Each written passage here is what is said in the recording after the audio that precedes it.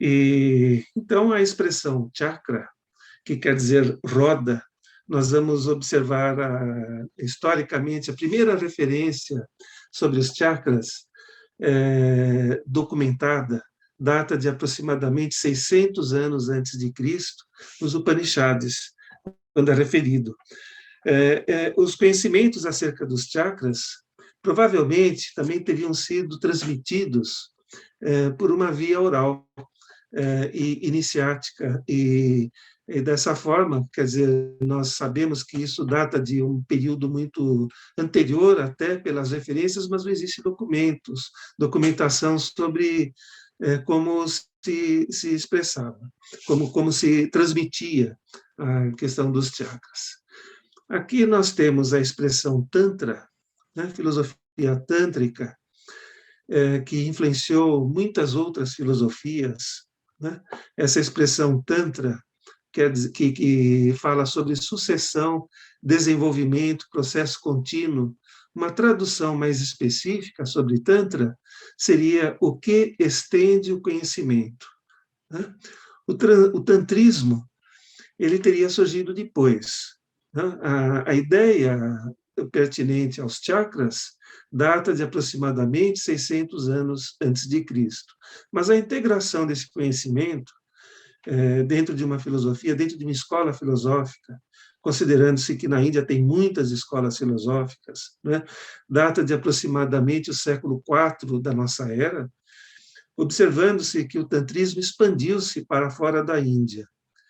Ele tornou-se um movimento filosófico e religioso que acabou por influenciar outras religiões e outras filosofias, existindo um tantrismo hinduísta, um tantrismo budista, que foi introduzido por Aranga e Nagarjuna, e outras correntes devocionais também orientaram-se pela filosofia tântrica. Um princípio essencial do tantrismo é que o ser humano tem de ascender por meio da natureza, não rejeitando a natureza. Existe um texto sagrado que fala que, quando caímos no chão, temos que nos levantar com a ajuda do mesmo chão. Então, isso fala muito sobre o que é pertinente ao tantrismo, né? Na medida em que o tantrismo evoca a natureza, nós vamos observar mais adiante que também, principalmente quando ele influenciou a yoga, né? Surgindo a yoga tântrica, então nós vamos observar uma elevação do corpo, né? Dessa forma, a relação da filosofia tântrica com o yoga promoveu o corpo como um caminho para o desenvolvimento espiritual, em oposição às técnicas rígidas do jainismo, do Vedanta, da filosofia Sankhya, que reprimiu os impulsos biológicos, submetendo o corpo a técnicas de purificação e dietas rígidas, com a intenção de vencer o tamas, o rajas e o vasana, que são os receptáculos da memória e do desejo. Então, dessa maneira, o tantrismo ele evocaria o corpo como um caminho para o desenvolvimento, em oposição a outros caminhos filosóficos existentes na Índia, né? E evocando o corpo, ele também traria, quer dizer, nós vamos encontrar uma correspondência na medida em que ele se vincula com a natureza, evoca o corpo e resgata a importância do feminino também. Para compreendermos melhor o tantrismo, nós temos um mito onde se reconhece particularmente o desenvolvimento religioso, o redescobrimento religioso da mulher ou da grande mãe através da encarnação da Shakti, a mulher que encarna o mistério da criação e do ser. No mito consta que houve um tempo em que um grande perigo ameaçou o universo e a existência de todos os deuses, através de um monstro chamado Mahisa. Então, Brahma, Vishnu e Shiva ficaram cheios de cólera, se uniram e começaram a soltar fogo pela boca, emitindo muita energia para Shakti, que tomou a forma de uma deusa de 18 braços, como nós podemos ver aqui na imagem dessa escultura, que posteriormente tornou-se gigantesca, e desta forma ele derrotou Mahisa e salvou o mundo. A Shakti, né? Temos aqui uma outra imagem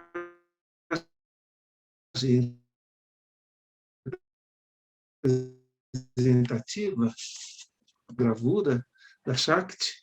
Ela pode ser Deva, a deusa suprema hinduísta. Eu vi aqui um comentário no meu notebook de que a internet estava instável, mas está tudo bem para vocês, estão acompanhando, né? Tá, obrigado, Débora. Então, a Shakti pode ser Deva, a deusa suprema hinduísta, como pode ser também Parvati, que é a Shakti de Shiva, pode ser Lakshmi, que é a Shakti de Vishnu, pode ser Sarasvati, que é a Vashni de Brahma. Através do tantrismo, então, o corpo adquire uma importância muito grande, como nunca ocorreu antes na história espiritual da Índia, tornando-se, principalmente no Hatha Yoga, uma via de libertação, uma via de nosso pensamento, a nossa exposição para o corpo como um sistema de chakras. O corpo, ele também pode ser compreendido como possuindo uma dimensão sutil, formada por milhões de nadis, como nós podemos observar nessa imagem, né? Os nadis, eles são canais de energia por onde circula a força vital, semelhante aos meridianos da medicina tradicional chinesa. Observando-se que aqui, no caso do pensamento hinduísta, são milhões que percorrem o corpo e que formam um corpo sutil em torno do nosso próprio corpo. Observando-se que esses canais de energia, eles passam pelos chakras, aonde a energia ela seria coletada, transmutada, redistribuída, funcionando cada um desses chakras, numa linguagem psicológica, como uma disposição de consciência e produzindo determinados efeitos psicofísicos ou relacionando-se com determinadas áreas fisiológicas, observando-se que o conhecimento, a compreensão da função de determinados órgãos e particularmente das glândulas endócrinas, em algum nível ou de algum modo estariam relacionadas com esse canal sutil, com esses canais sutis que formado pelos nadis e pelos centros de energia chamados chakras, que também são referidos como Padma, que diz respeito à sua forma esferoidal e representativa de uma flor de lótus, como nós vamos depois em imagens posteriores estar observando. A meditação tântrica, ela envolve uma somatória de procedimentos e também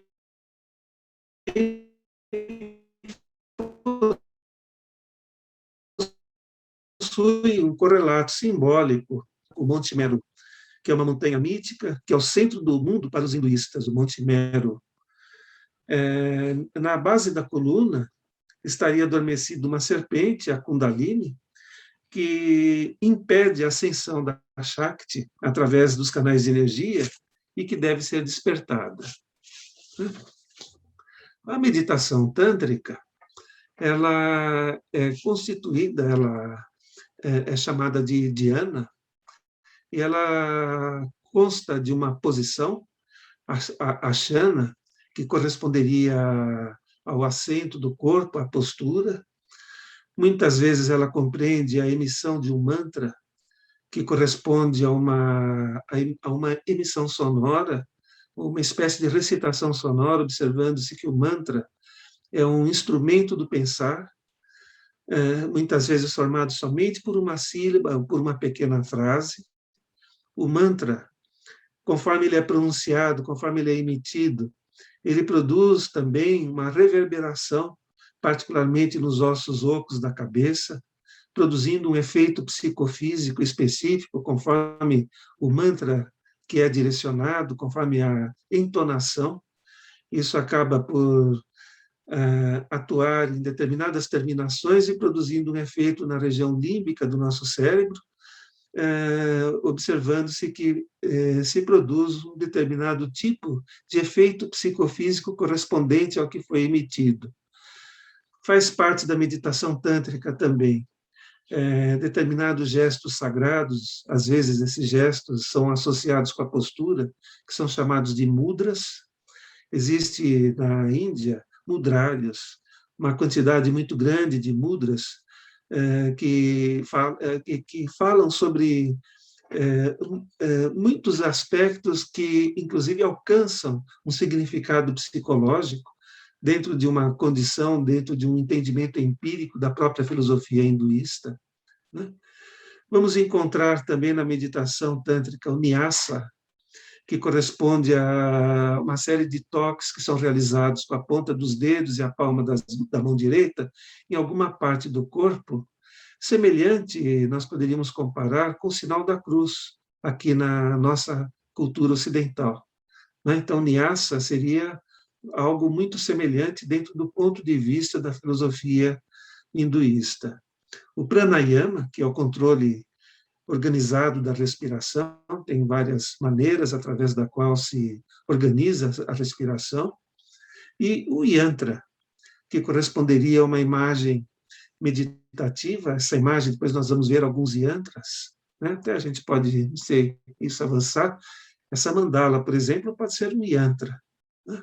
O yantra, ele pode associar-se, ele pode ser um instrumento do pensar também, é utilizado para focalizar o pensamento, para focalizar a atenção, mas também estimular a imaginação ativa, né? Então, em determinada circunstância, depende muito daquilo que se pretende.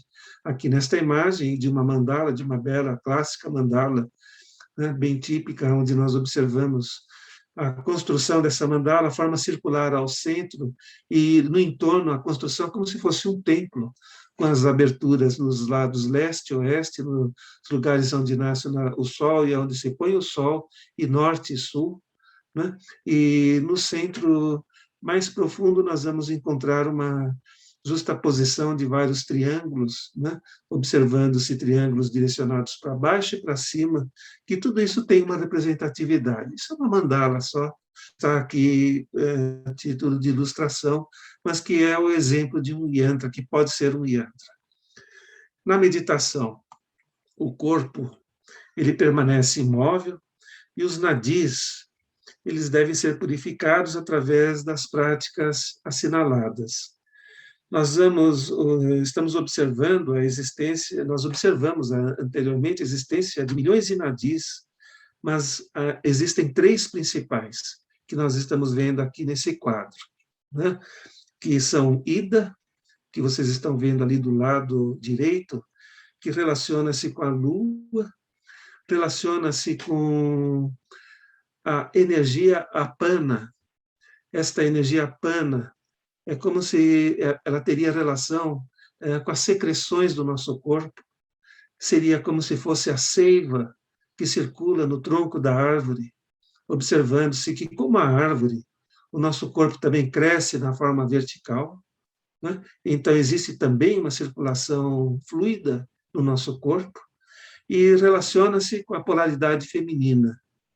Existe um outro nadi, Pingala, que vocês estão vendo do lado esquerdo, né?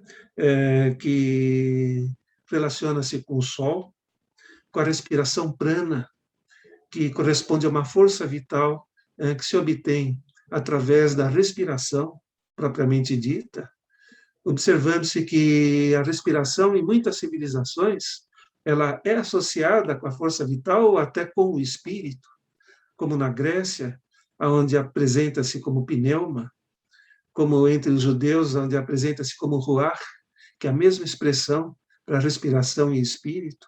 Aqui na Índia, então, nós vamos encontrar a prana, essa expressão relacionada com força vital. E Sushumna, que é um outro nadi que está no centro, né? Dá para vocês observarem essa linha central que vai convergir, que começa embaixo, onde vocês estão vendo uma serpente, a serpente Kundalini, que permanece adormecida, enrolada na base da coluna, sendo que Kundalini obstrui o fluxo dessa energia através desse meridiano, desse canal de energia chamado Sushumna, impedindo a união de Shakti, que assenta-se na base da coluna, com Shiva, que está lá em cima. E, desse modo, então, todos os exercícios, todas as práticas visam desobstruir e despertar a Kundalini, de maneira que ela possa ascender, observando-se, então, que esse é um processo, é uma prática ascensional, né, que toma por base como linha a coluna vertebral e o corpo todo, né, observando-se, então, que ela, através dos diversos chakras, vamos voltar àquela outra imagem, temos aqui a imagem do Sandaka ou do Yogi em posição meditativa, e observamos aí também as duas linhas, Ida, Pingala, e ao centro, Sushumna, né, que dá para nós observarmos, e os chakras. Observando-se, então, que Kundalini desperta e lentamente ascenderá através de exercícios psicofísicos específicos e das práticas que nós observamos, através do corpo, através dos diversos chakras que nós estamos observando ali. Muladhara, Svadhisthana, Manipura, Anahata, Vishuddha, Ajna e Sahasrara. Não se preocupem com as denominações, com os nomes, nós vamos repetir isso devagar, conforme o desafio que nos foi proposto pelo Carlos, né? Tentando fazer uma síntese daquilo que nós normalmente costumamos discutir no curso. Né? Então, nós temos aqui a imagem do Sandaka na posição meditativa, com os chakras e esses principais nadis, que são representados como uma serpente entrelaçada, né? Os chakras, então, eles recebem o fluxo de energia que percorre os nadis, coleta essa energia, transmuta essa energia e redistribui, observando-se que cada um desses chakras, como nós vamos perceber mais adiante, eles vão corresponder a uma disposição de consciência. Então, avançando um pouquinho, né, nós vamos começar por Muladhara. Né? Acredito que dê para vocês observarem. O que quer dizer Muladhara? Raiz da árvore enterrada, ou chakra raiz. Raiz da árvore enterrada ou chakra raiz. Esse primeiro chakra, ele situa-se na base da coluna vertebral, aonde está lá a Kundalini adormecida. Pensando no centro de energia, simbolicamente, ao que corresponde esse centro de energia, né? Cada um desses chakras, então, traduzindo para a nossa compreensão, é um estado de consciência, ou uma disposição de consciência, né? E vai se relacionar com determinados aspectos no que é pertinente ao estado psíquico, à configuração psíquica. Como este é o primeiro chakra, está lá na base, nós poderíamos dizer que Muladhara é onde ainda nós encontramos-nos inconscientes, ou parcialmente inconscientes. É um lugar escuro e inconsciente, segundo Jung, conforme o comentário que ele faz nos comentários psicológicos sobre a Yoga Kundalini. Esse centro de energia, ele vai se relacionar com a gravidade, com a energia gravitacional, com a inércia, com a força coesiva da matéria, observando-se, então, que nós percebemos bem, na medida em que, estando nós sentados, nós percebemos a sensação de peso do corpo, percebemos a gravidade, percebemos grudados na cadeira, né? Observando-se, então, que estamos presos no nosso próprio corpo, né? Observando-se, então, que essa é uma percepção também muito importante, né? Porque ele vai traduzir, de uma certa forma, o apego ou o amor pela vida, vai traduzir a vontade de viver, né? Uma qualidade de energia que traduz a vontade de manter-se vivo no corpo, né? Ele vai se relacionar com o surgimento do som e com o olfato. Cada chakra vai ter correspondência com algum dos sentidos. É esse o lugar onde a vida se relaciona com a forma, né? A forma que nós possuímos, que é o corpo, né? Ele vai se relacionar também com o simbolismo dos pés e dos membros inferiores, que vão estar vinculados, porque são as nossas raízes, é a maneira através da qual nós nos conectamos com o chão, com a terra. conforme nós observamos, o nosso corpo cresce verticalmente em relação ao chão, diferente, a nossa coluna vertebral é vertical, por isso a analogia com a árvore, que é uma outra espécie viva, que também cresce verticalmente em relação ao chão. As outras espécies, a coluna vertebral é sempre paralela em relação ao chão, nunca vertical. Né? Somente do ser humano, né? Que nós nos apoiamos sobre duas bases de apoio, exigindo-se aí uma motricidade fantástica, né? Através de sistemas de regulação postural e assim por diante, sendo os pés as nossas raízes, e observando-se que o nosso corpo vertical, a cabeça aponta para o céu. Vai se associar simbolicamente também com tudo aquilo que diz respeito à terra, como a semente, por exemplo, que é um princípio germinativo, que é plantada dentro da terra e que vai germinar da terra, também procurando a luz e a verticalidade. Né? Então, isso vai se associar muito com aquilo que é Muladhara. Vamos trabalhar um pouquinho com o símbolo, né? Esse é o yantra relacionado com Muladhara. Vocês estão observando que é um lótus de 4 pétalas. Nós observamos um círculo no meio desse lótus, desse Padma, um quadrado dentro do círculo de coloração amarela, que simboliza a terra. O triângulo que vocês estão vendo, de coloração vermelha, no centro do círculo, do quadrado, representa a Ione, é um símbolo da Ione, que é um símbolo da sexualidade feminina. No núcleo desse triângulo, não está muito visível, não consegui uma melhor definição nas imagens que eu captei, mas está lá, encontra-se a linga, como se fosse uma joia. Né? A linga já é um símbolo da sexualidade masculina. Está enroscada na linga uma serpente enrolada 8 vezes, que é a Kundalini, justamente aquela que obstrui o acesso à Sushumna. Né? Embaixo desse triângulo, nós podemos ver um elefante. Né? Esse elefante, que é um animal sagrado na tradição hinduísta, foi interpretado yantra por Jung como sendo aquele veículo, ele é o veículo que apresenta-se nesse chakra. Né? Jung interpretou o elefante como sendo o veículo que suporta o peso da matéria. Daí nós precisamos de um animal poderoso, de um animal forte, que também é uma divindade na Índia, né? E que possa suportar o peso da matéria. Dentro de um correlato psicofísico, nós vamos relacionar, ou relaciona-se esse chakra, esse centro de energia, com a glândula suprarrenal, com as glândulas suprarrenais, que na realidade é uma glândula dupla, que pode ser observada nesta imagem, né? Sobre os rins, por isso suprarrenal. Elas também são referidas como adrenais, essas glândulas. Nós podemos encontrar também com essa denominação. Essa glândula, aqui nós temos aqui um corte anatômico da glândula, observando-se o interior dela, a parte medular, que é muito semelhante a um tecido nervoso, e a parte cortical, que tem uma estrutura glandular.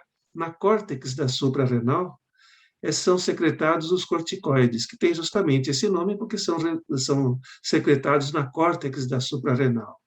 Né? O cortisol, os corticoides, que são hormônios relacionados com a nossa sobrevivência.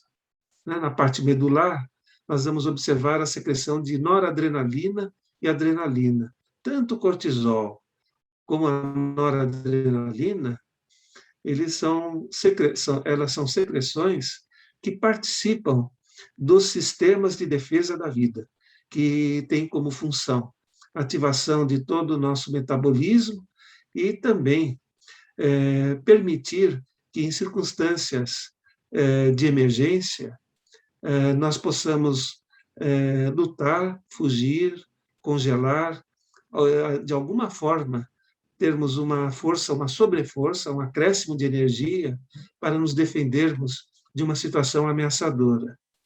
Nós vamos observar que essa glândula ela está relacionada também com o neurocircuito do estresse.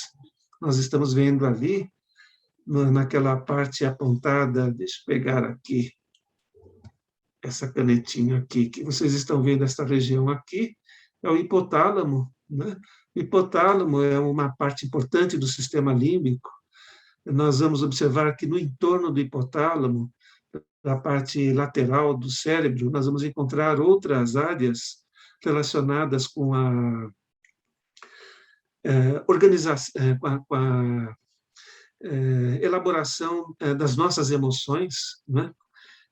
Sendo a mais importante de todas o hipotálamo. Aqui no hipotálamo, nós vamos observar a correspondência com uma glândula chamada hipófise ou pituitária, numa circunstância emergencial.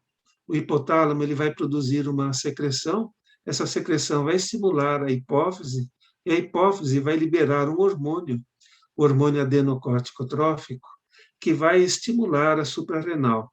E a suprarrenal vai liberar cortisol. Dessa forma, então, nós vamos encontrar a possibilidade, o organismo vai ser ativado, e vamos também observar mudanças fisiológicas que possam nos capacitar a uma resposta numa circunstância emergencial, né? Aqui nós temos aqui esquematicamente do lado direito esse mesmo processo que nós estamos vendo lá no cérebro, de onde do hipotálamo nós temos uma secreção que estimula a hipófise produz o ACTH, que estimula a adrenal, ou a suprarrenal, é a mesma coisa, e na medida em que o cortisol está em uma quantidade suficiente na nossa circulação sanguínea, então ocorre uma inibição do hipotálamo, que para de produzir o fator liberador do ACTH, a hipófise para de produzir o ACTH e a suprarrenal para de produzir o cortisol. Esse é o mecanismo de biofeedback, né? Então, tudo isso é uma amplificação que nós aproveitamos para fazer, relacionada com aquilo que é pertinente ao que é chamado de primeiro chakra, né?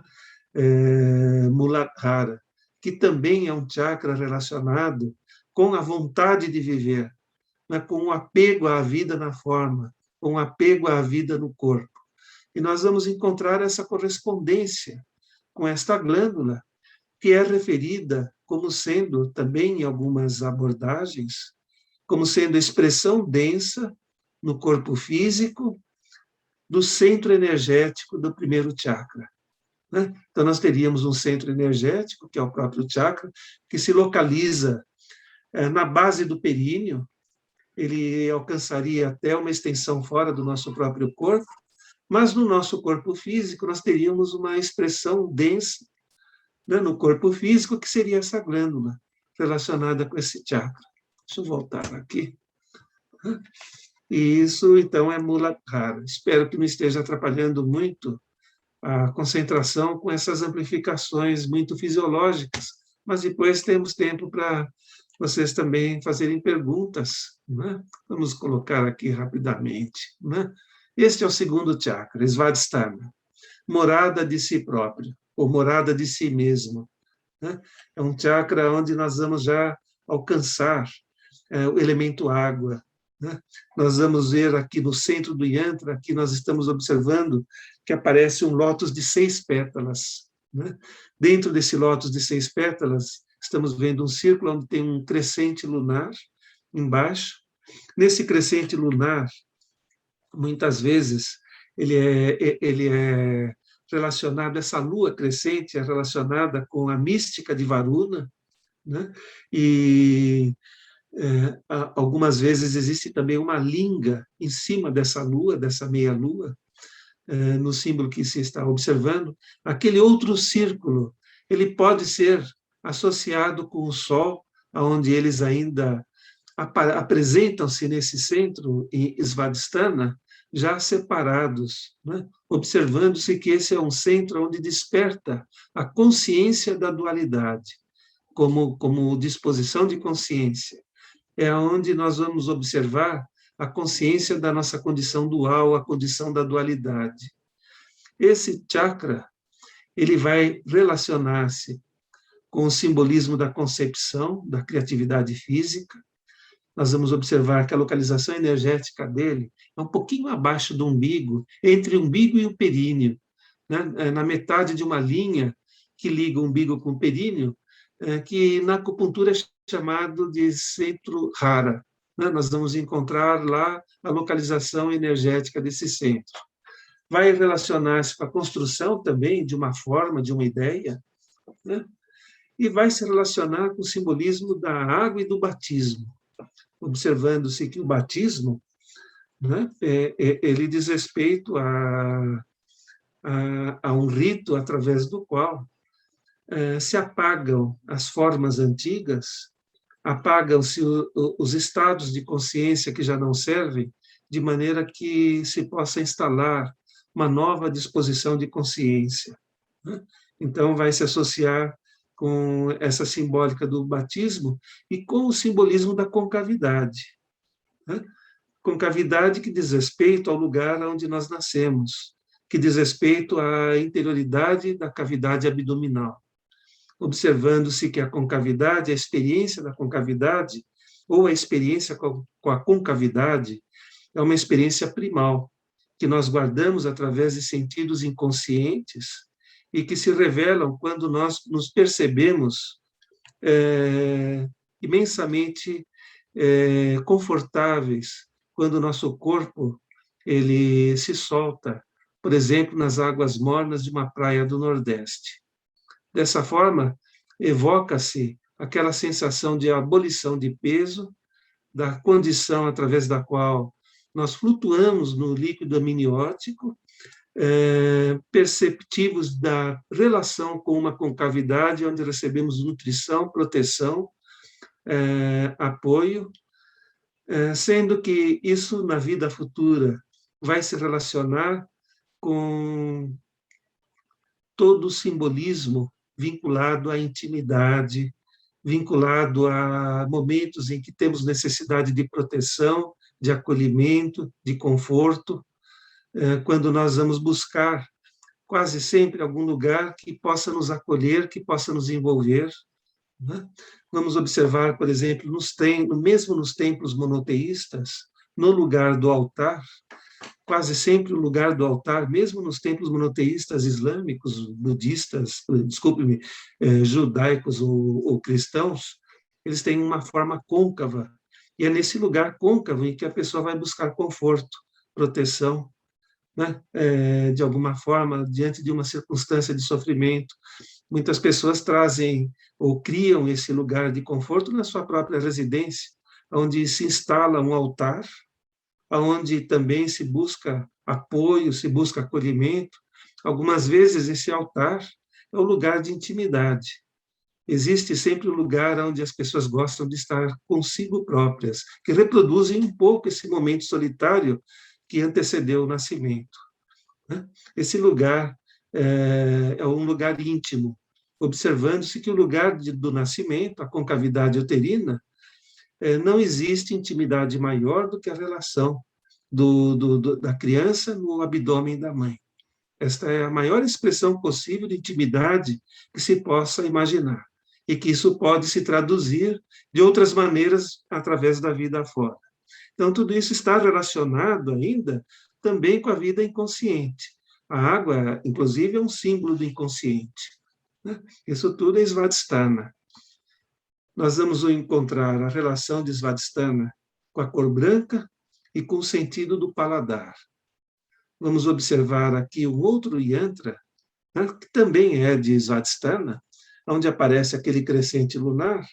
É só que aqui vocês estão vendo o veículo de Svadhisthana, que é um animal mítico, não é um animal real como é o elefante, é um animal mítico, Makara, se chama Makara, é uma espécie de golfinho e de crocodilo ao mesmo tempo, é um animal que existe nas profundezas, representa o inconsciente coletivo, representa a profundidade do inconsciente, a profundidade das águas, né?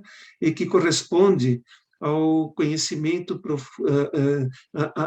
a uma potência profunda que quase sempre não nos é conhecida e que diz respeito ao princípio germinativo. Lá em cima nós vamos estar vendo também, parece um outro crescente lunar, mas apresenta-se lá a relação de Yoni com Linga, dentro do círculo em cima daquela letra do alfabeto sânscrito. Então, esse é um outro yantra é uma outra forma através do qual o Svadhisthana também é representado.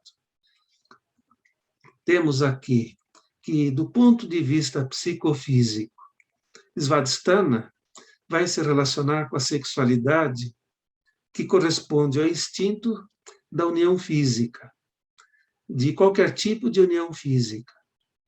Observando-se que, no entanto, masculinidade e feminilidade se definem enquanto expressões da inter-relação de todas as secreções internas, através das quais nós tomamos conhecimento, através das gônadas sexuais, o ovário das mulheres, os testículos dos homens, né, que correspondem à expressão densa no corpo físico desse segundo chakra.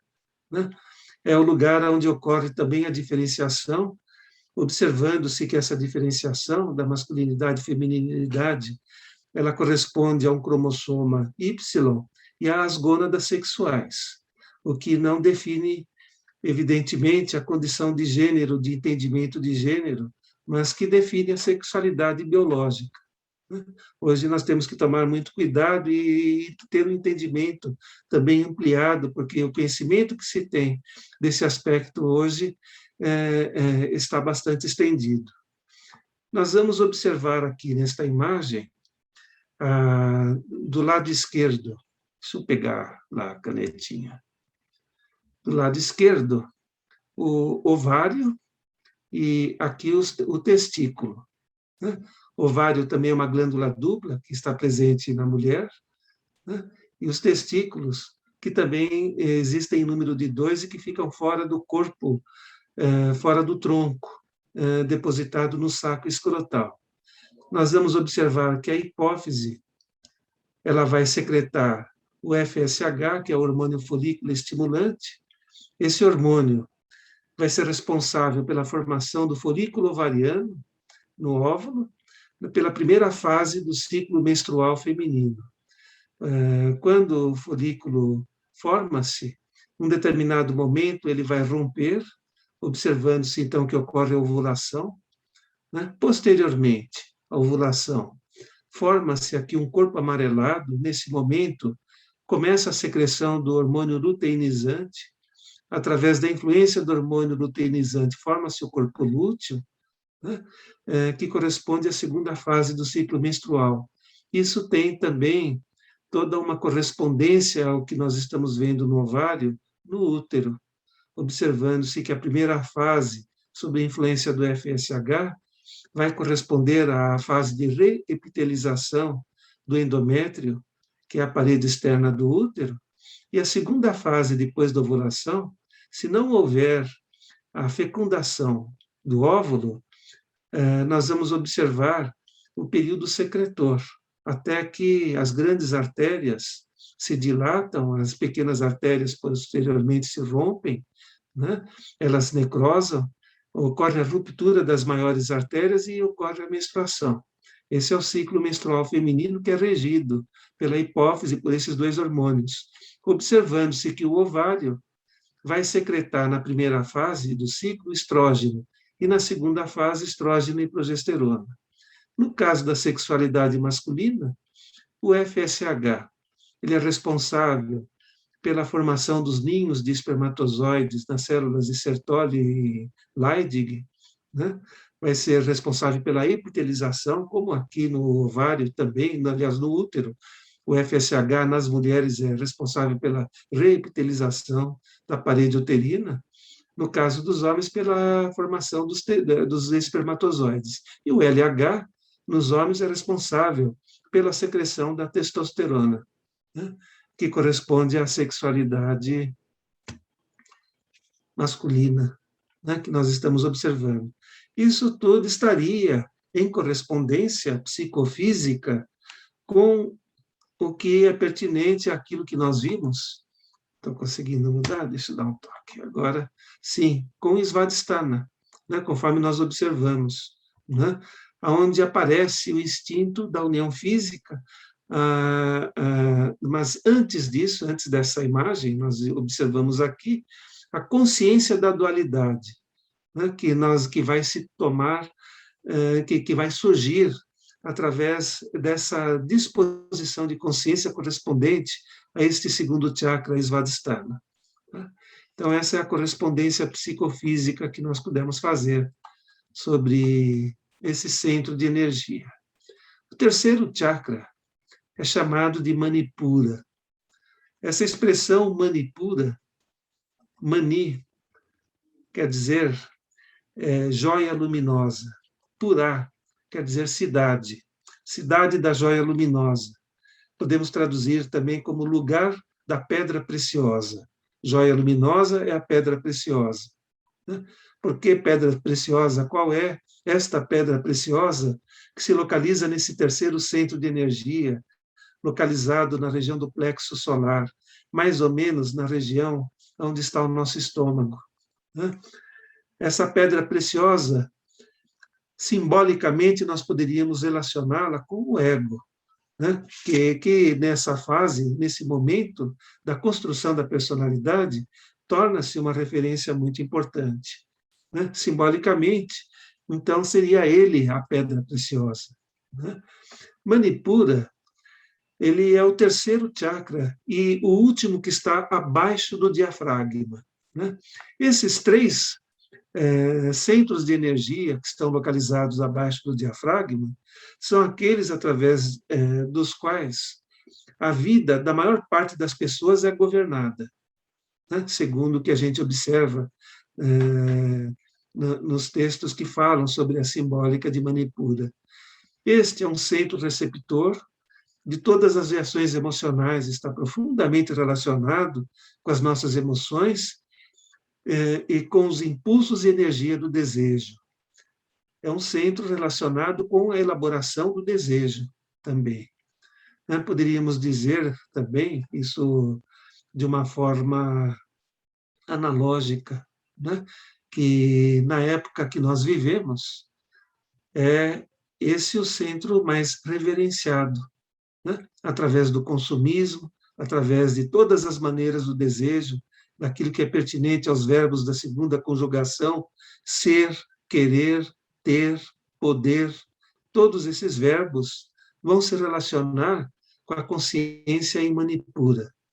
É um centro que nós observamos que o primeiro relaciona-se com a terra, o segundo com a água, este com o fogo, e com o sentido da visão.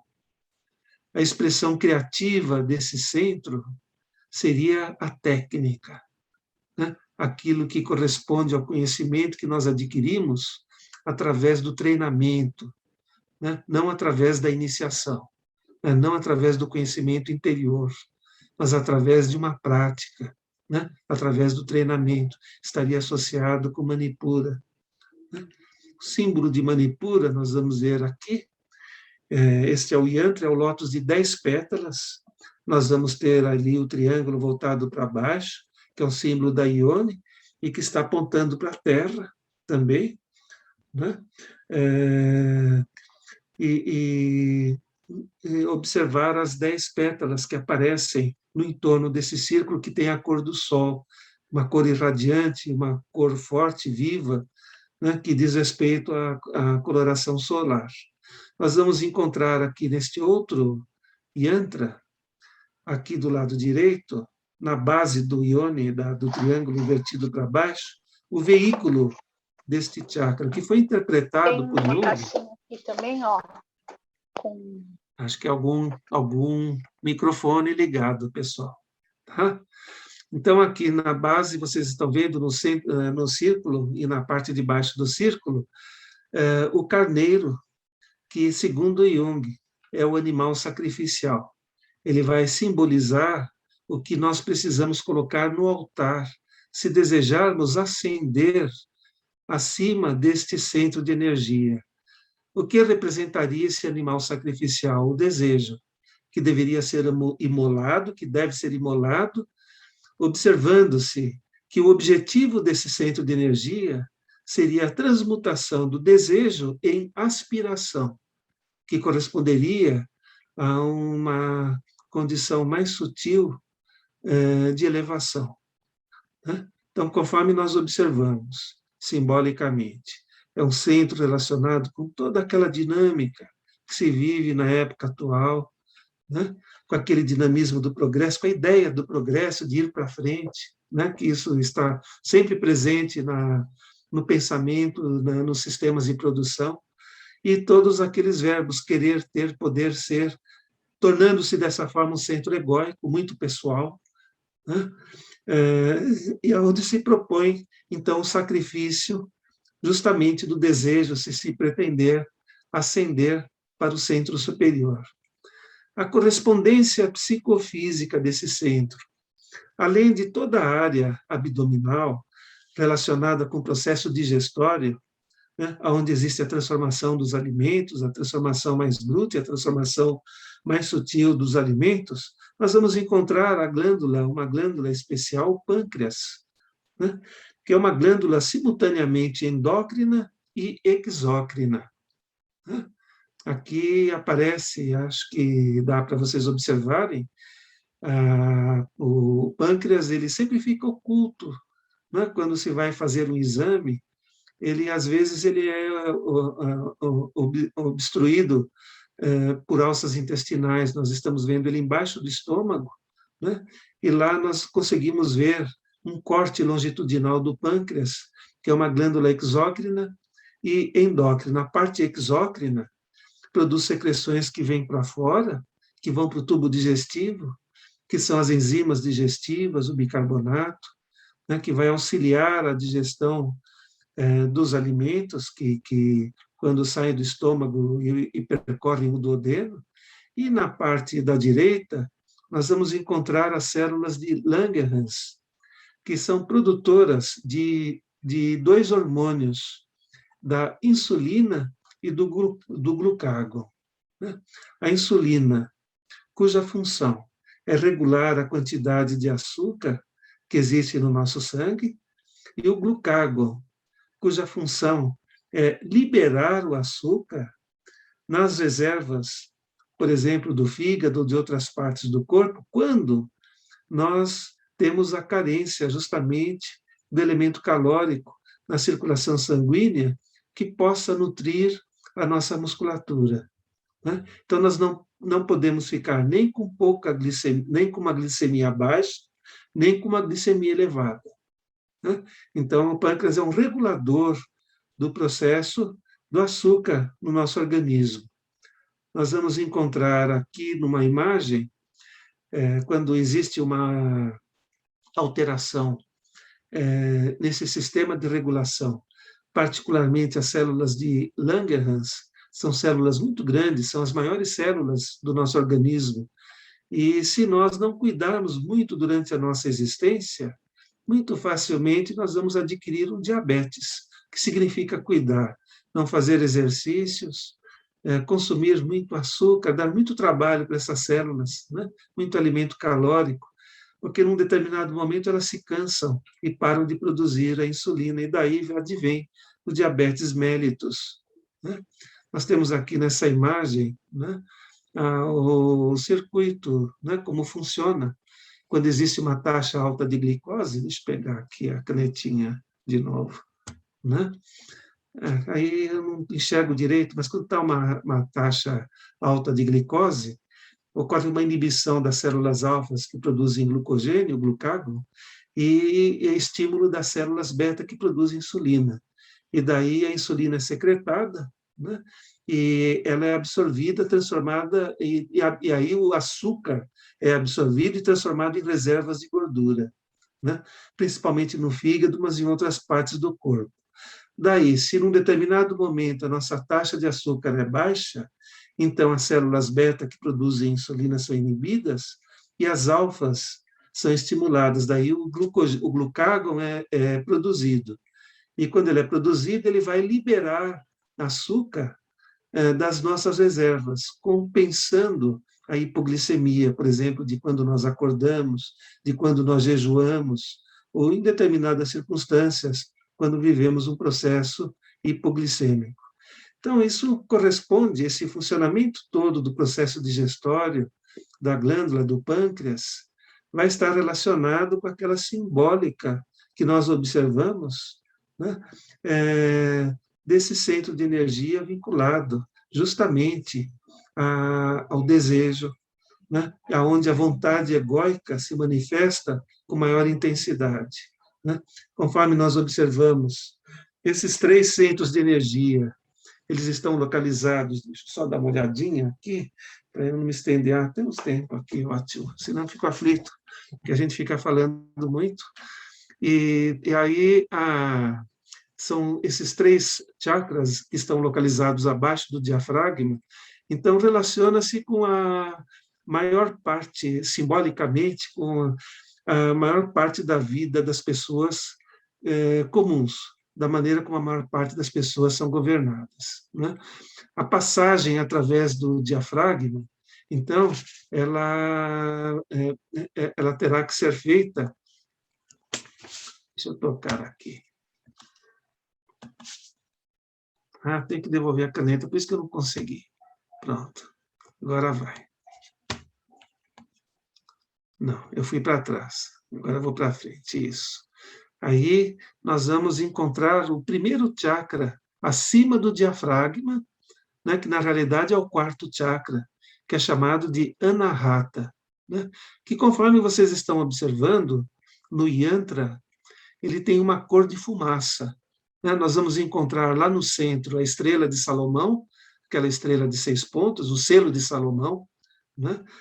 No meio dos 2 triângulos dispostos, né, nós vamos encontrar, lá na base do triângulo que está orientado para baixo, um outro animal, a gazela, né, que depois nós vamos falar sobre o simbolismo desse animal, sobre os comentários que Jung fez sobre a gazela. Nós temos aqui o significado desse centro, Anahata, que vem de Ahata. Som, Ahata, som que não se abafa, né? Som inquebrantável, som contínuo, né? Que é justamente o som do coração. Então, nos textos tântricos, costuma-se dizer que aqui que os sábios conseguem ouvir o som de Brahma, né? Que corresponderia ao som do coração. Nós chegamos agora no tórax, né? na região torácica, onde existem os nossos órgãos rítmicos. Os nossos órgãos rítmicos, o coração e os pulmões, né? O coração, que é regido através do ritmo diastólico e sistólico, e os pulmões, que obedecem ao ritmo da inspiração e expiração. E é o lugar do timo também, de uma outra glândula que se localiza por trás do externo. Nós vamos observar que esse centro, que esse chakra vai corresponder à noção de centro ou à noção de sol, na sua correspondência com o coração, que simboliza o centro de radiação de força vital do nosso corpo físico. Então, psicofisicamente, este chakra, ele apresenta-se também associado com a noção de centro. As 2 partes, os 2 triângulos que formam o selo de Salomão, que está ali embaixo, também representam a união da terra com o céu, a união do corpo com o espírito, né? Observando-se, então, que é justamente nessa parte do corpo que começa a despertar a primeira compreensão da divindade que se possa vivenciar. Né? Então, é quando essa noção da divindade começa a despertar na consciência coletiva, né? Da relação com a divindade ou da relação com o sagrado, segundo a simbólica dos textos sagrados tântricos. Seria esse chakra a sede do sentimento para o Ocidente, né? Então, enquanto no chakra anterior, em Manipura, nós vamos observar as emoções, né? Aqui neste centro, nós vamos perceber os sentimentos. Nós vamos perceber esse centro através dos sentimentos. Agora, para o Oriente, e também, inclusive, dentro da tradição islâmica, nós vamos encontrar muitas vezes essa referência dessa área, dessa região do nosso corpo, associada com a inteligência ou com a intuição.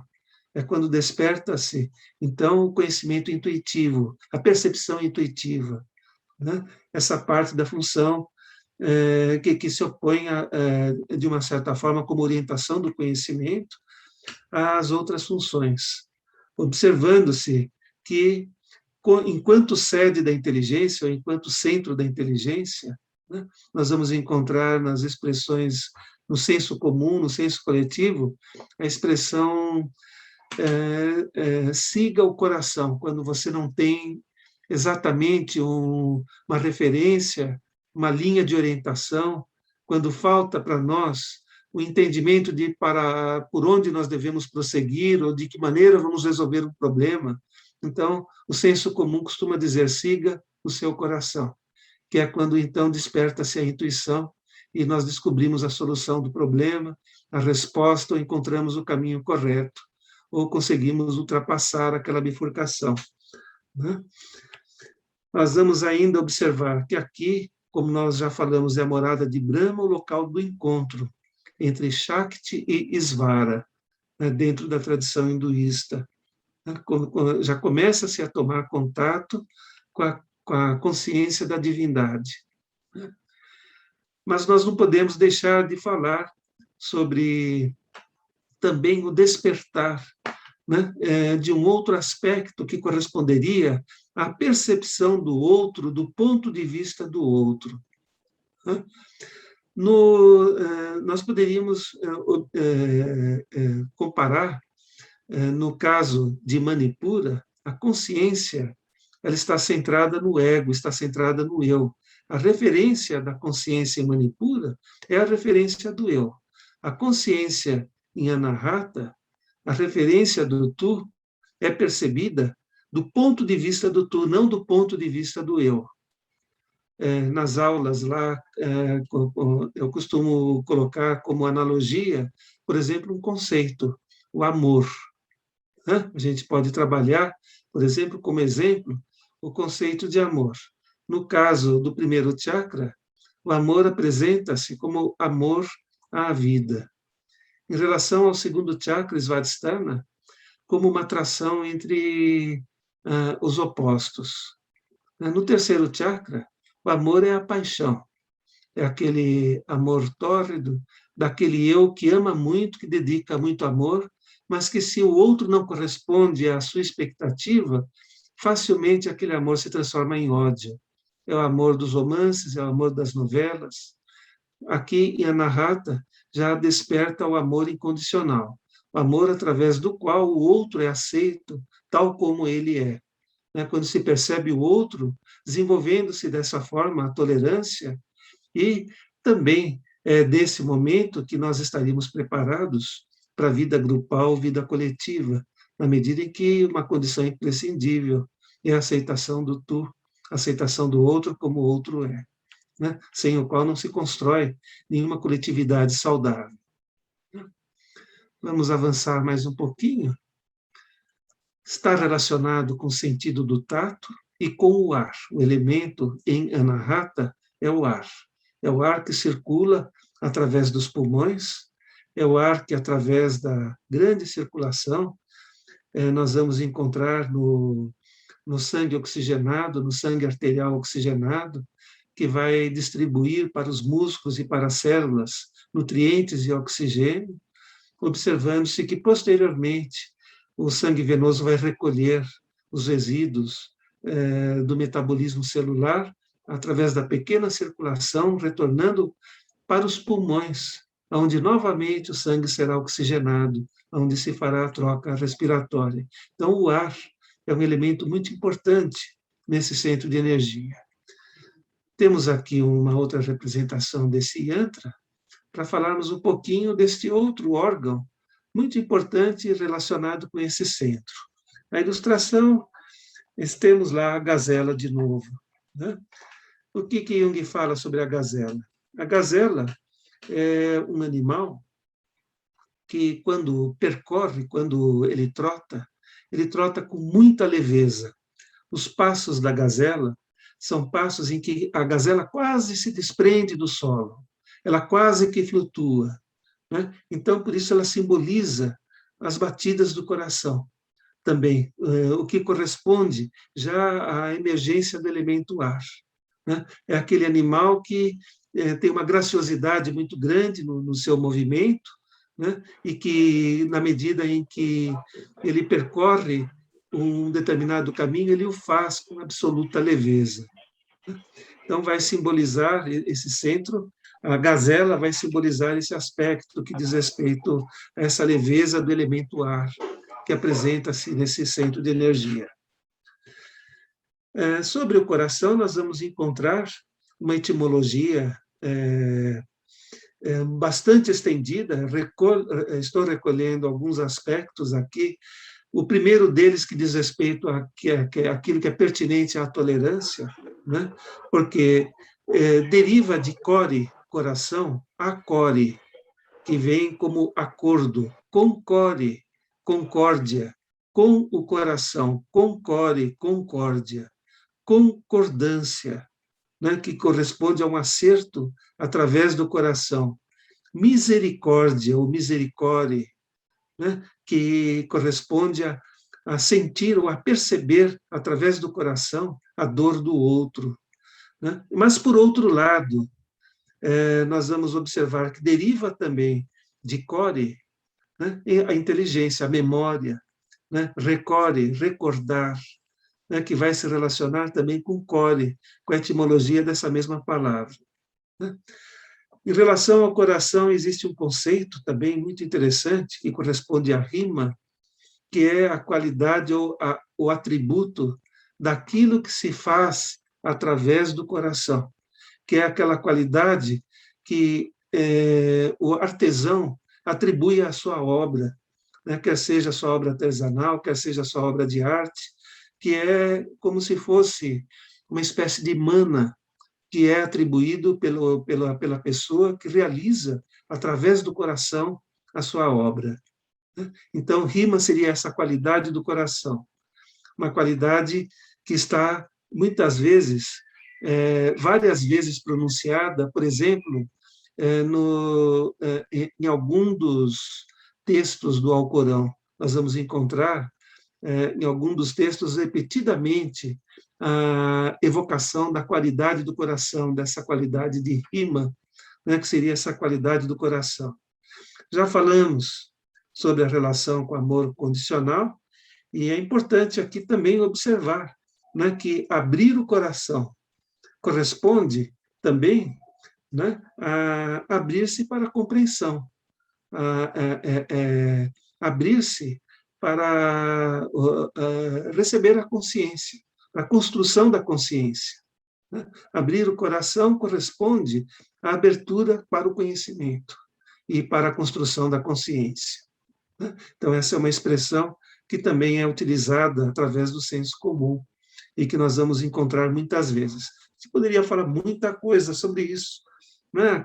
O Carlos deve se lembrar, Eretusa, né? Que nós passamos um ano praticamente fazendo amplificações sobre esses diversos aspectos. Eu não vou nem me estender sobre isso para não cansar demais, mas também o centro Anahata vai se relacionar com o grau, com o conceito do grau, né? Observando-se que o grau, dentro da mitologia medieval cristã, representa aquela taça que teria, de alguma forma mágica, misteriosa, chegou na Europa. Essa taça teria pertencido a José de Arimateia, e ele teria recolhido o sangue de Cristo quando ele foi lancetado por um centurião para abreviar o seu sofrimento. E que, como consequência, então, ela se transformou num símbolo, né, através do qual não seria qualquer pessoa que conseguiria localizá-lo. A pessoa, para ver o grau, para contemplar o grau, ela não pode nem querer, nem não querer. Ela precisa ser completamente pura, ela precisa ser limpa, né? E dessa forma ela consegue contemplar o grau. Dessa forma, o grau é também referido por Jung como um símbolo do self, né? É um dos mais típicos símbolos do self. observando-se que, então, o grau corresponderia também a uma aquisição relacionada com a conquista da consciência em Anahata, né? Não sabemos dizer se essa conquista da consciência em Anahata já se traduziria com a integração do self ou com a entrega do ego ao self e a realização do processo da individuação. Talvez isso exija um pouquinho mais do que aquilo que a gente imagina, porque ainda estamos muito presos aos sentimentos, a determinados atributos de valor que ainda se transformam em empecilhos para a completude desse maravilhoso significado simbólico dessa teoria junguiana que fala sobre o processo de individuação.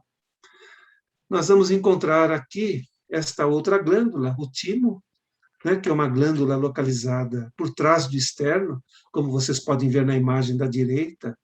Na imagem da esquerda nós temos uma imagem esquemática. O timo é uma glândula que secreta o T3, que secreta um hormônio, a tirosina, secreta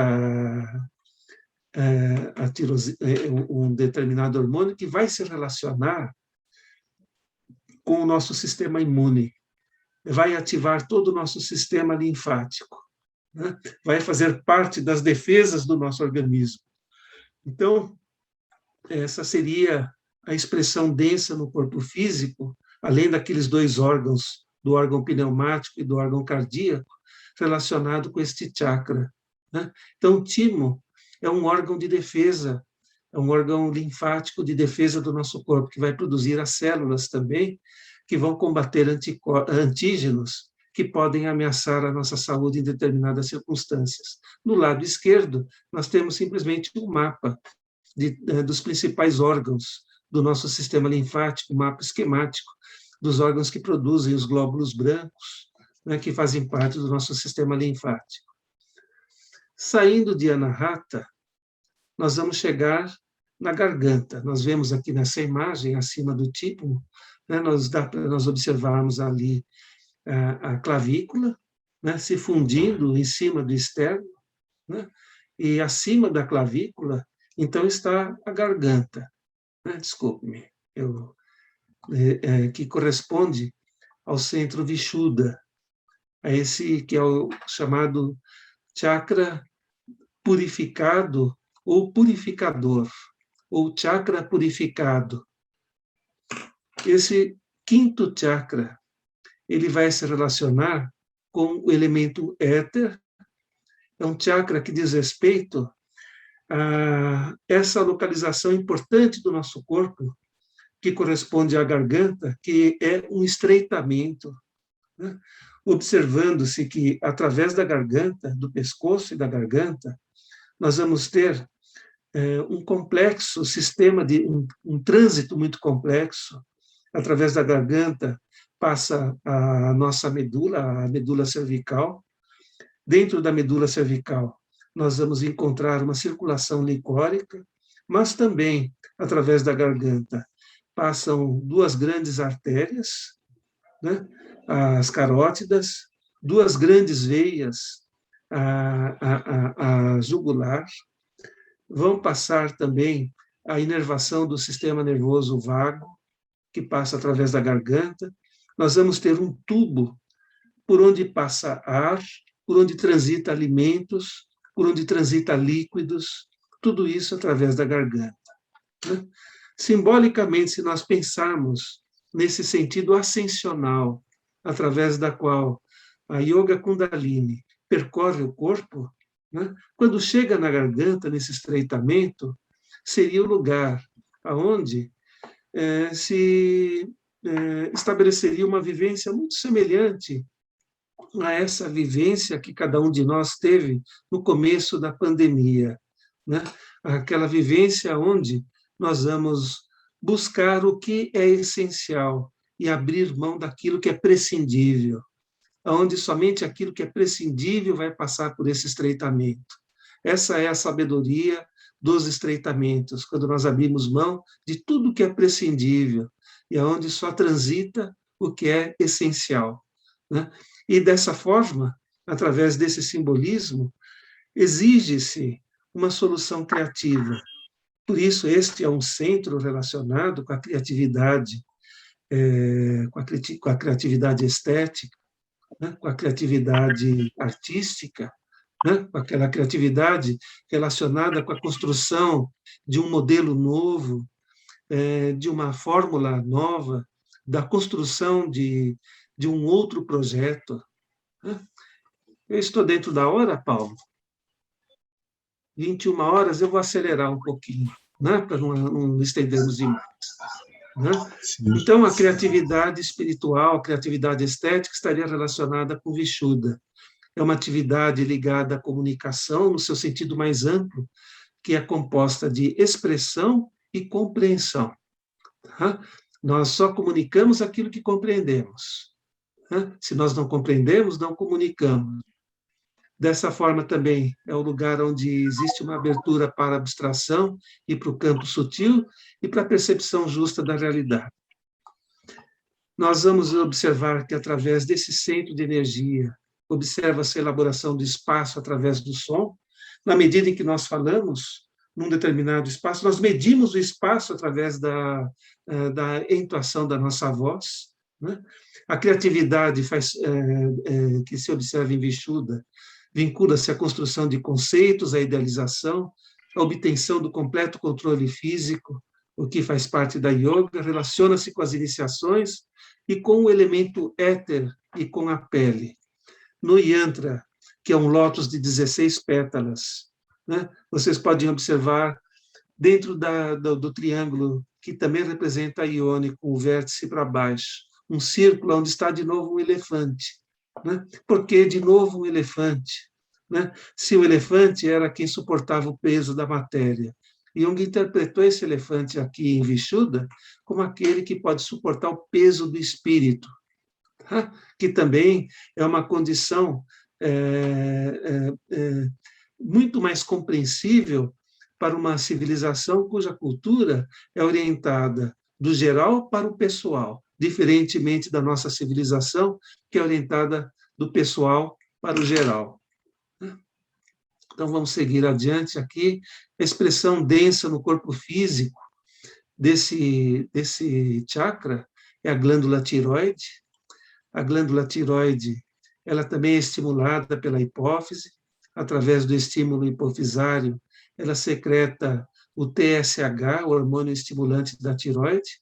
A tiroide vai secretar T3, T4, que são os hormônios que possuem uma função calorigênica importante, uma ação muito importante sobre o nosso metabolismo, particularmente metabolismo dos carboidratos, do colesterol, mas também do metabolismo de alguns elementos.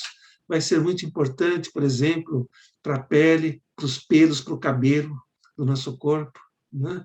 Então, ela vai ter uma importância muito grande nos processos metabólicos. Então, ela seria a expressão densa no corpo físico do quinto chakra correspondente à Vishuddha. Aqui nós temos a localização da glândula tiroide na forma de uma borboleta, né? E aqui o sexto chakra, Ágila. Vocês estão observando que agora é um lótus de 2 pétalas, já não é um lótus de muitas pétalas, né? Ágila, que quer dizer comando, diretor, direção, ele apresenta-se geralmente nessa coloração, com o triângulo para baixo, que é um símbolo do Yoni, observando-se que lá em cima, às vezes, aparece o Linga.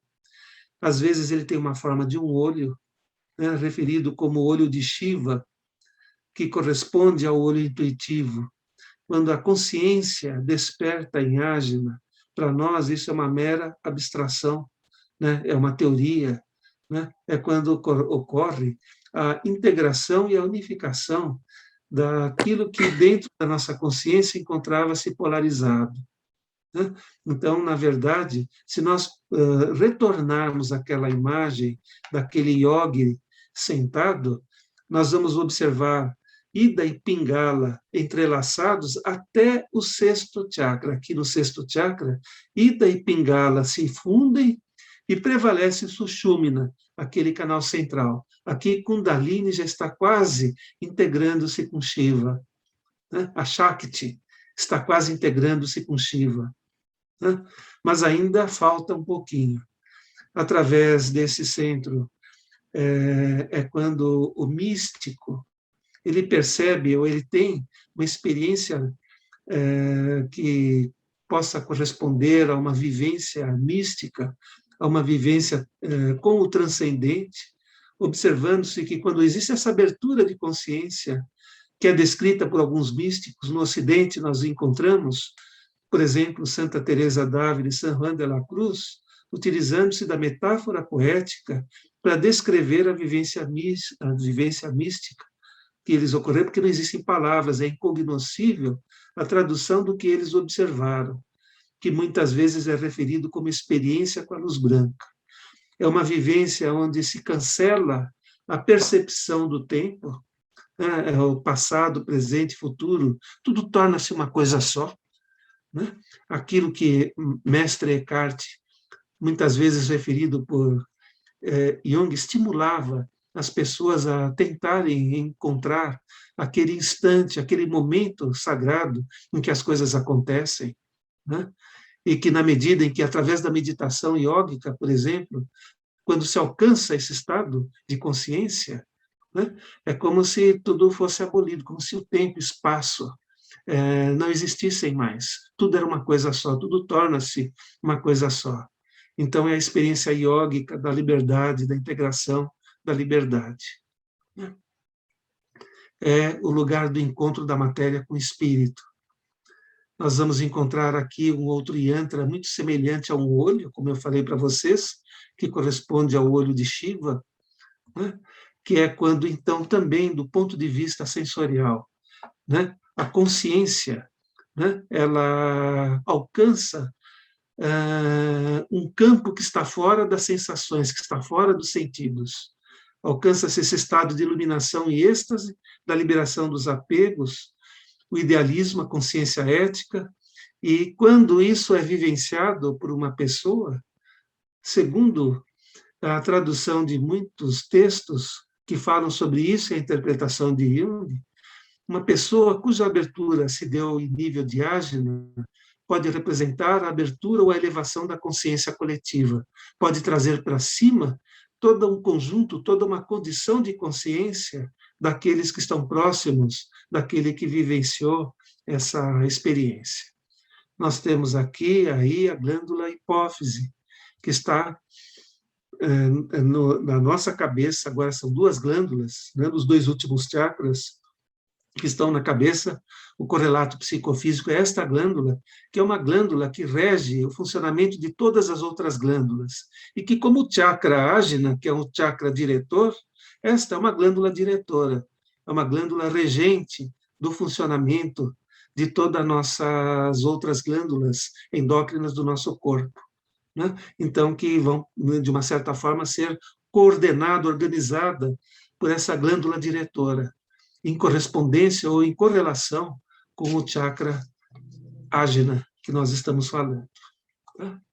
Aqui nós temos a glândula no lado esquerdo, no lado direito a localização dela na nossa cabeça, né? Deixa eu pegar rapidamente para não estendermos demais, né? Nós vamos encontrar aqui a hipófise, nessa parte. Não aparece direitinho, está aqui. E aqui a gente vê a hipófise na relação com os diversos hormônios que ela secreta e as outras glândulas que ela estimula, né? Falamos um pouquinho, falando da suprarrenal, da tireoide, das gônadas sexuais, né? Que já deu para nós termos uma noção sobre isso.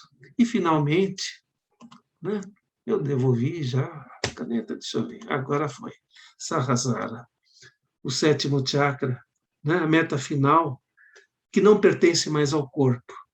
Ela designa o plano transcendente, né? Sahasrara, que também é referido como Brahmarandra, lótus de 1000 pétalas, é um conceito que, segundo Jung, é filosófico, está completamente além do nosso entendimento, é Brahma, para a nossa consciência está completamente adormecido, né? O que vai representar, de uma certa forma, o objetivo final do processo de individuação, representaria, de acordo com Arnold Mindell, a experiência da harmoniosa identidade singular, da atemporalidade e da condição sem forma. Mindell, que fez um livro que o Sandor traduziu antes dele ser editado, Corpo Onírico. É através desse chakra Sahasrara que se estabelece a conexão com o luminoso e ocorre aquela experiência do eu sou, de que fala Campbell, né, que repete muitas vezes, como traduzindo o objetivo da experiência mística e a vivência de Deus. Né? Sahasrara corresponderia dessa forma ao sol espiritual, registra o propósito da grande existência, estabelece a síntese do aspecto divino e relaciona-se com aquele conceito que é falado, que é referido por William James, que corresponde ao conceito de consciência cósmica. A síntese do aspecto divino, isso talvez a gente pudesse estender um pouquinho, se vocês me derem licença, né? Se não estiver cansando demais, a gente coloca que os centros de energia, o primeiro deles, Muladhara, diz respeito à vontade. O segundo, Sahasrara, à criatividade. O terceiro, Manipura, à vontade de novo. O quarto, Anahata, à consciência. O quinto chakra, da garganta, Vishuddha, à criatividade de novo. O sexto chakra, Ajna, à consciência novamente. Então, temos 2 chakras relacionados com a vontade, o primeiro e o terceiro, Muladhara e Manipura. 2 relacionados com a criatividade, o segundo e o quinto, Sahasrara e Vishuddha. E 2 relacionados com a consciência, Anahata e Ajna. Sahasrara estabeleceria a síntese de todos esses, né? Quer dizer, seria a integração de todos esses aspectos, né? Que também eles podem estar, a gente pode estabelecer várias outras analogias que nós vamos deixar para um outro momento, mas que a gente pode integrar corpo, alma, espírito, pode se integrar também Pai, Filho, Espírito Santo e assim por diante. Tá? Muitas analogias podem ser feitas a partir daqui. A glândula relacionada ao correspondente a esse centro de energia é a glândula pineal, que é esta glândula aqui. Esta glândula, ela secreta melatonina. De noite, na escuridão, né, quando ela está escura, ela funciona, ela secreta melatonina. A melatonina, ela vai ter uma função importante, porque ela favorece o nosso repouso e favorece o repouso das outras glândulas endócrinas. Já quando começa o estímulo luminoso, a pineal ela é inibida. Quando ela é inibida, ela não secreta melatonina. Então, as outras glândulas entram em atividade e nós despertamos. Então, ela é como se fosse um relógio biológico. É responsável pelo que é chamado de ritmo circadiano. É o nosso relógio, é o nosso ritmo, né? Observando-se que é a expressão máxima da nossa criatividade. Temos aqui o nosso ritmo circadiano, isso está simbolizado nessa imagem, né? Da maneira como outros órgãos entram em funcionamento nas várias horas do dia. Então, eu agradeço a atenção de vocês. Desculpe ter prolongado, mas foi um desafio que me foi proposto pelo Carlos, né? E que não é simples fazer essa síntese nesse curto período de tempo, né? Agora eu fico à disposição para as perguntas que foram feitas, né? Eu posso voltar, ver de novo na tela a fisionomia das pessoas que estão presentes e fico à disposição.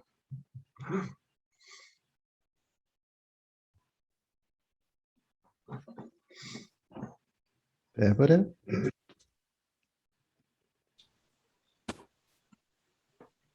O meu Zoom tinha travado. Estão ouvindo minha voz? Sim. Estou ouvindo. Está se ouvindo. Pois não, Débora. Acontece. Vamos lá. Professor, muita gratidão pela sua aula. Realmente bastante conteúdo, mas gostoso de ouvir. O Israel falou aqui até que ficaria até meia-noite sem nenhum problema, ouvindo, eu concordo. Eu vou ler, por conta do horário, eu acho que dá para eu ler e o senhor responder, pode ser? Pode ser assim? Pode ser, claro, por favor. Tá. Então, tem uma pergunta aqui do Carlos. Podemos estabelecer uma relação simbólica entre a reconstrução do eixo ego-self com o quarto chakra e a passagem da segunda metade da vida com o quinto chakra? Sim, nós vamos observar, né, que quando ocorre a abertura do que é correspondente ao quarto chakra, ao chakra Anahata, é quando desperta justamente a consciência do outro, né, a consciência do tu. Né?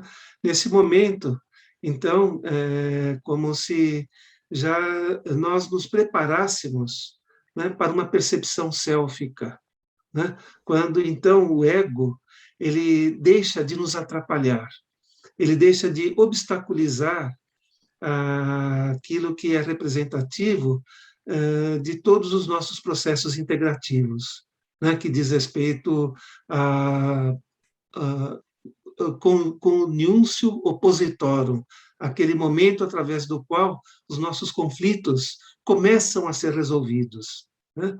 Então, estabelece-se a ponte para a abertura, né, do estabelecimento de uma correspondência positiva dentro desse eixo ego-self. Em relação ao quinto chakra, pode ser, eu não saberia, assim, acho que nós podemos pensar também dessa forma, né? Correspondente já ao momento da idade madura, na medida em que corresponde o quinto chakra à abertura para a abstração, né? A percepção dos fenômenos, né?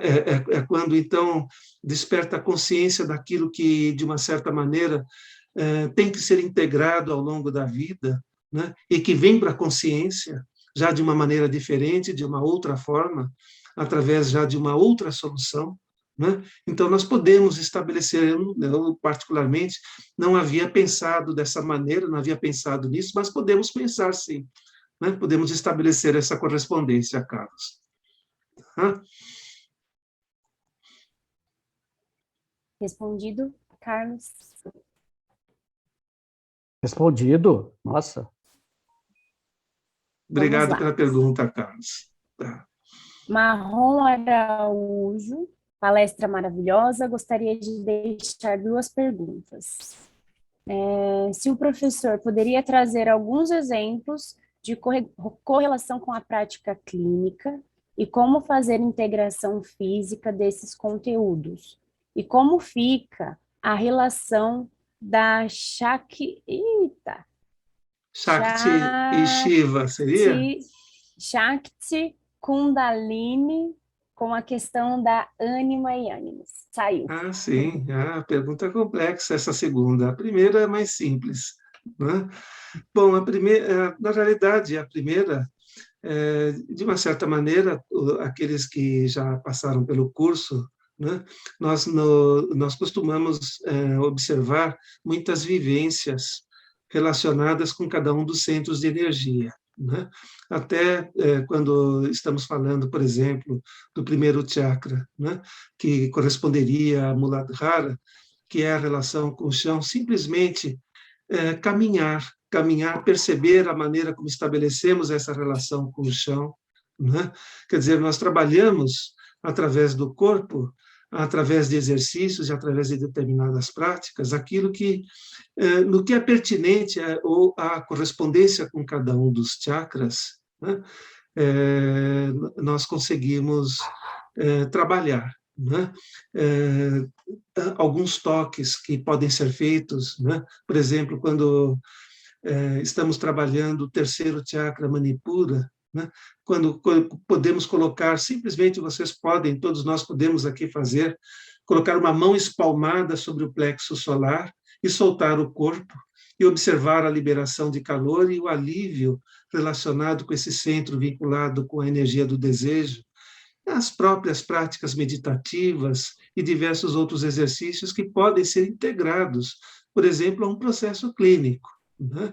Então, quando nós, no caso, a integração fisiopsíquica diz respeito a uma abordagem da psicologia analítica, aonde integra-se a abordagem simbólica junguiana, técnicas de abordagem corporal, observando-se que essas técnicas são integradas ao processo terapêutico e que podem também, dependendo do ponto, da maneira como se trabalha, ser integradas a uma prática fisioterápica, uma prática de recuperação, a algum tipo de necessidade de recondicionamento psicofísico vinculado a esse relaxamento, né?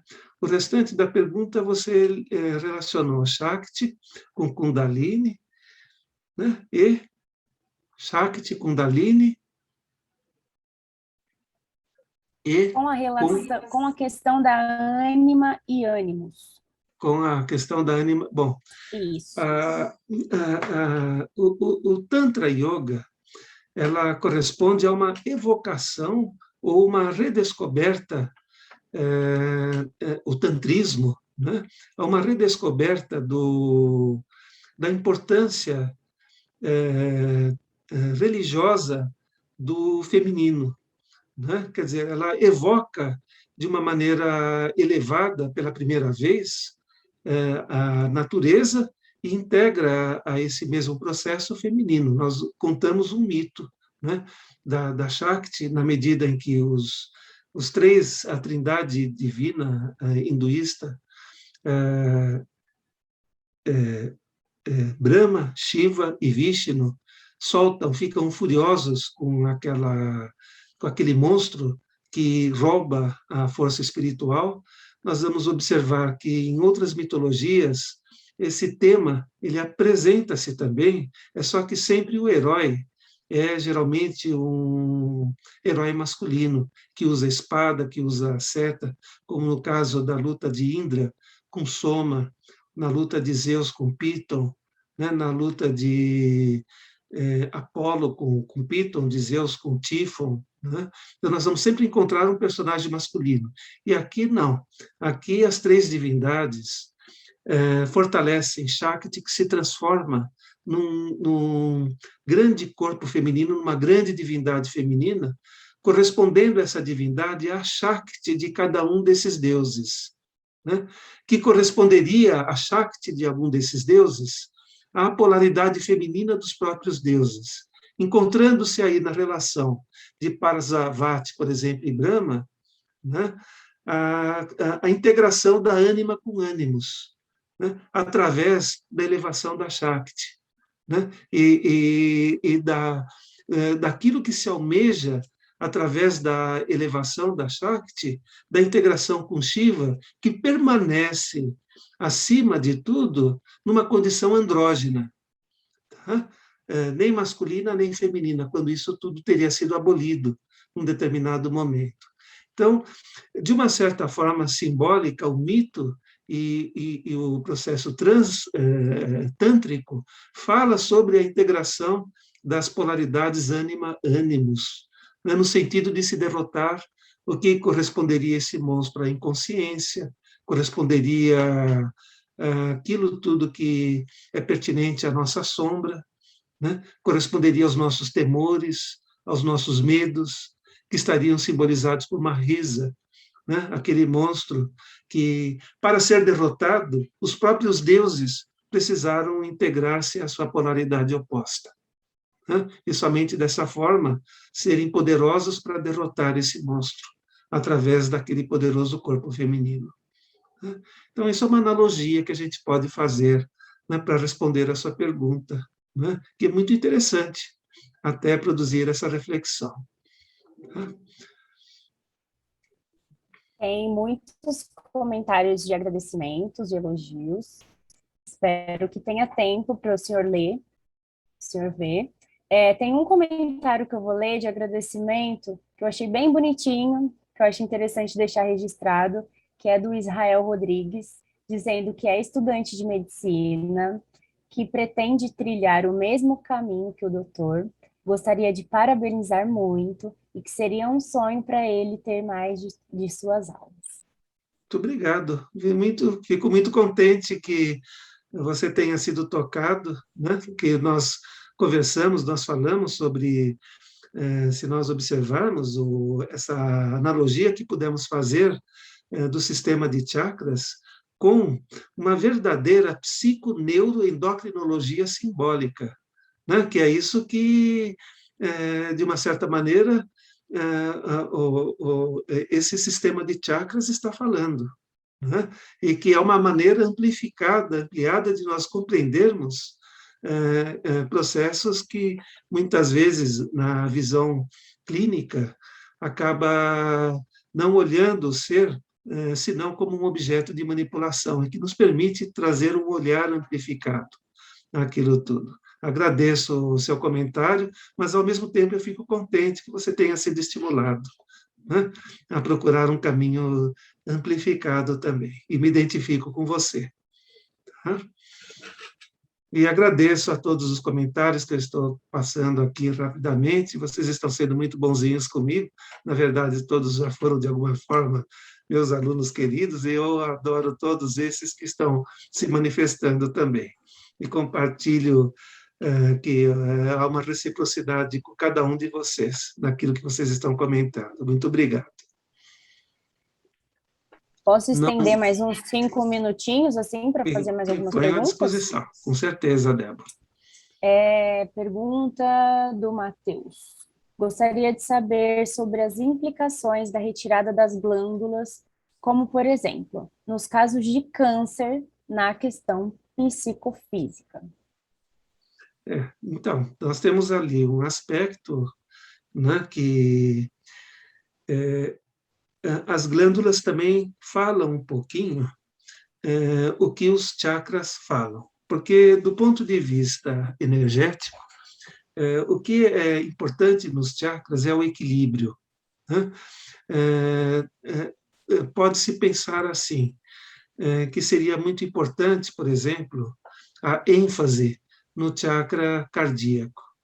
Talvez não seja assim que a gente deva pensar, ou não é assim que nós devemos pensar. O importante é o equilíbrio relacionado com esse centro de energia, né? Porque a ênfase poderia se traduzir através de uma condição psíquica, por exemplo, no caso do chakra Anahata, que poderia ser um vínculo muito pegajoso, né? Uma relação afetiva, transbordante, que não traduz exatamente o afeto, que queima a expressão afetiva, né? Ao mesmo tempo, os chakras não falam, não aceitam uma pouca energia, o que representaria a frieza, no caso do chakra do coração, indiferença, né? Então, as glândulas, elas também funcionam assim. Quando elas são sobrecarregadas, elas apresentam uma disfunção, né? Essa disfunção, como, por exemplo, no caso da tiroide, nós temos casos de hipertiroidismo, de hipotiroidismo, né? Quando, por uma questão genética, às vezes, por questões outras, onde houve uma sobrecarga, no caso, por exemplo, de um determinado elemento, de um determinado comportamento, de uma determinada vivência, né? Então, isso pode manifestar um desequilíbrio na função daquela glândula.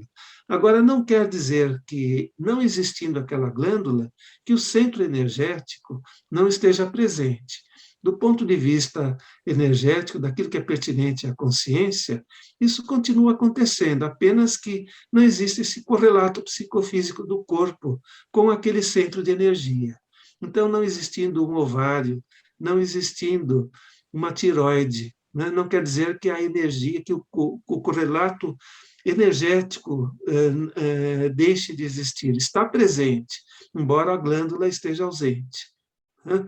Até porque aquilo que nós comentamos é uma analogia psicofísica que estamos fazendo com o sistema de chakras, onde nós podemos observar algumas correspondências muito interessantes e muito significativas, né? Mas o que não fala sobre o que é pertinente à construção energética e simbólica daquele sistema de chakras. Tá? Estamos fazendo algumas fotos, alguns prints enquanto a gente lê as perguntas, as respostas. Encerramos as perguntas. Não sei se alguém quer falar alguma coisa nesse momento. Maria Helena, Carlos, Ô, Paulo, Paulo, Eretusa. Paulo, só uma... Eu escrevi aqui, acho que a Débora não percebeu.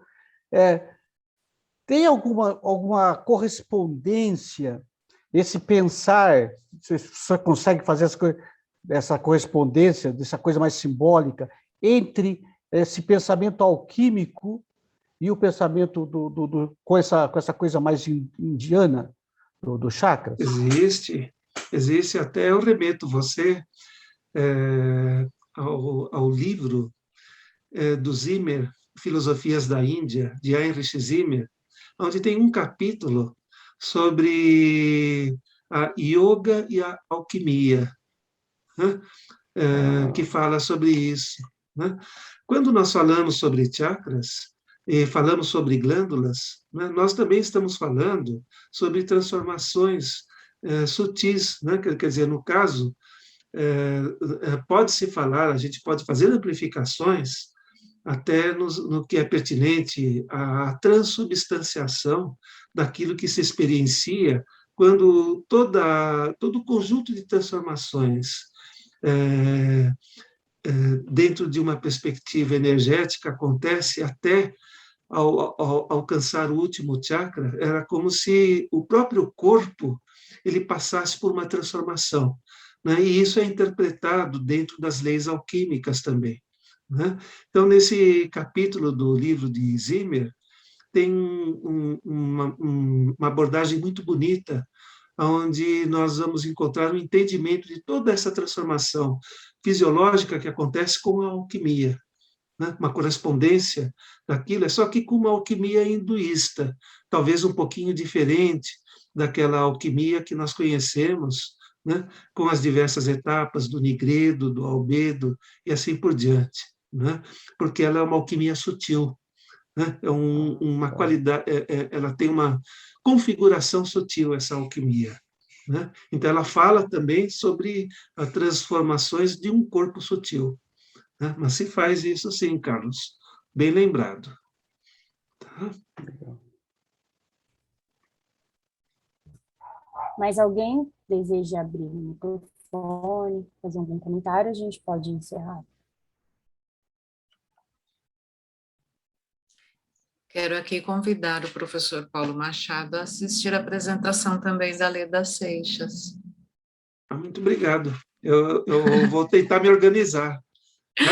O Carlos assistir a Leda. o Carlos e o Paulo, eles mandam o convite para o seu e-mail depois, Tá que bom, são muito obrigado. os dois Será um prazer ver a correspondentes Leda, aí. né? Será muito bom ver a Leda. Tá É. ótimo. Eu acho que eu vou ficar um fã de vocês também, viu? Gostei muito do projeto, daquilo que vocês estão realizando. Eu os parabenizo também por esse trabalho muito bonito e muito rico, muito enriquecedor também. Tá? O ano que vem nós teremos muitas coisas boas, né? Vamos fazer um pouco de surpresa aí para o povo que está acompanhando a gente. Nós estamos realmente conseguindo, assim, pessoas maravilhosas como o professor Paulo Machado. Então, fica no suspense. Para você também, Paulo, tá? Fica no Muito suspense obrigado. que o ano que vem tem coisa boa. Tá bom, muito obrigado, Maria Helena. Tá. E para os outros, todas as apresentações, a nossa programação, a gente sempre coloca no Instagram, no Facebook, Diário Junguiano, para quem não seguiu. E agora também tem o YouTube, né, que a gente vai disponibilizar todas as lives lá. Diário Junguiano, só pesquisar nas redes. Eu gostaria de agradecer mais uma vez a presença do professor Paulo, de sua apresentação, desse encanto, né, de apresentação, de tratar dos chakras de todo esse contexto, né, relacionando o corpo, a abordagem corporal com a psicologia analítica. Também faço o convite para a apresentação da professora Leda Seixas, que será no dia 5 de novembro, também uma sexta-feira, às 19h30. O tema da apresentação será os toques sutis de Peter Sandor e a integração psique e corpo, né?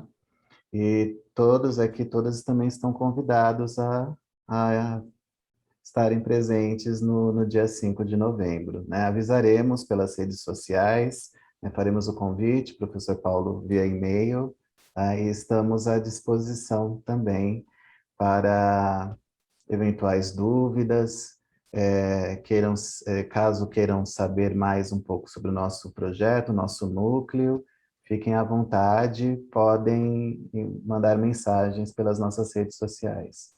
Está bem? Certo. Muito obrigado, Paulo. Muito obrigado a todos. E fico muito feliz de reencontrar também tantas pessoas queridas. Tá? Uma boa noite para Gratidão, todos. Paulo, gratidão mesmo. Tá? Muito obrigado. Tá? Até mais, pessoal. Até mais, então. Muito obrigada, boa noite. Tá? Uma boa noite para todos. Tá? Boa noite, gente. Boa noite, boa noite. Obrigada a todos que estiveram conosco. Boa noite. Boa noite. Boa noite. Um beijão. Boa noite, Boa gratidão. noite. Boa noite. Gratidão. Até mais. Obrigada. Uma boa noite a todos. Obrigada, professor e todo mundo. Obrigada. Obrigado. Obrigado, obrigado. Boa noite, muito obrigada. Boa noite, muito obrigada. Boa noite. Boa noite, boa noite.